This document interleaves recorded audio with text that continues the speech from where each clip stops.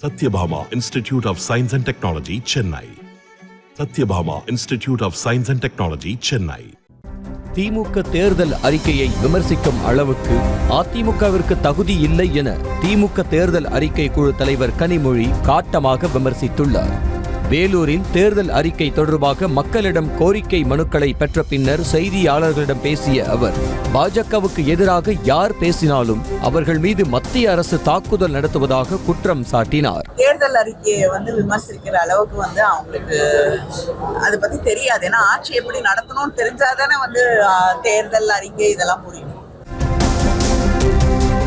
சென்னை வள்ளுவர் கோட்டத்தில் நாடாளுமன்ற தேர்தலை ஒப்புகை சீட்டு முறையில் நடத்த வலியுறுத்தி விசிக சார்பில் ஆர்ப்பாட்டம் நடைபெற்றது.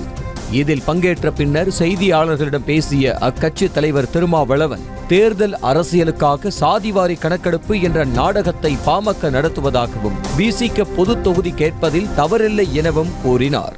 அவர்கள் அரசியலுக்காக, வாக்கு வங்கி அரசியலுக்காக தமிழ்நாடு அரசு ஒப்புக்கொண்ட உடன்பட்ட அதே செய்தியை ஏதோ தமிழ்நாடு அரசோ அல்லது திமுக கூட்டணி கட்சிகளோ அந்த கருத்தில் மாறுபட்ட கருத்தை கொண்டிருப்பது போன்ற ஒரு தோற்றத்தை உருவாக்குவதற்கு அவர்கள் முயற்சிக்கிறார்கள். ஜாதிவாரி கணக்கெடுப்பு கோரிக்கையை பாமக மட்டும்தான் எழுப்புகிறது என்பதை போன்ற ஒரு தோற்றத்தை உருவாக்குகிற முயற்சி அது முழுக்க முழுக்க தேர்தல் அரசியலுக்கான உத்தி. கொங்கு மண்டலத்தோடு பாஜகவுக்கு நெருங்கிய உறவு இருப்பதால் என் மண் என் மக்கள் யாத்திரைக்கான நிறைவு விழாவை பல்லடத்தில் நடத்த திட்டமிட்டதாக பாஜக மாநில தலைவர் அண்ணாமலை தெரிவித்துள்ளார்.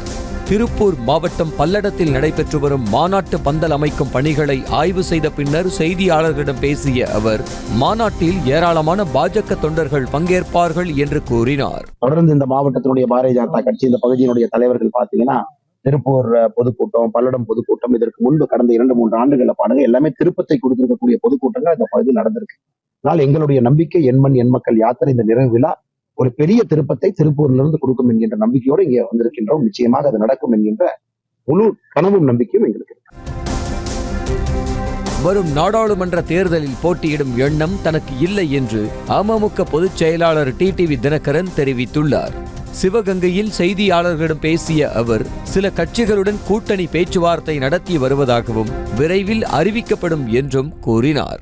அது மாதிரிலாம் எனக்கு இன்னும் ஐடியா இல்லைங்க. தேர்தலில் போட்டியிடணுமாங்கிறதே இன்னும் நான் முடிவெடுக்கலை. அதான் சொன்னேன், நான் போட்டியிடலைன்னு சொன்னதுக்கு காரணம் இன்னும் முடிவெடுக்கலை. ஏன்னா எங்கள் நிர்வாகிகள் எல்லாரும் நான் போட்டியிடணும்னு விரும்புகிறாங்க.